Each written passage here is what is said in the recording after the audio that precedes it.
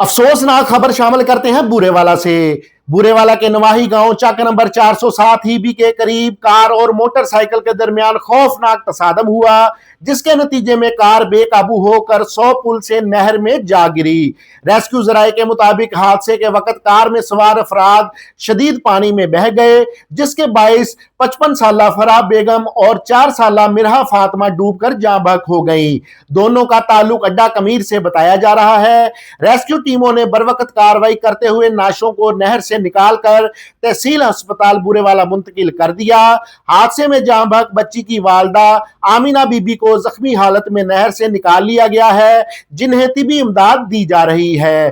دوسری جانب کار میں موجود 1 سالہ معصوم بچی حورین فاطمہ کی تلاش کے لیے نہر میں سرچ آپریشن تاحال جاری ہے۔ واقعہ کی اطلاع ملتے ہی ڈی ایس پی بورے والا رانا عمران ٹیپو بھی موقع پر پہنچ گئے اور امدادی کارروائیوں کی نگرانی کرتے رہے۔ محسن مغل، مغل نیوز، بورے والا۔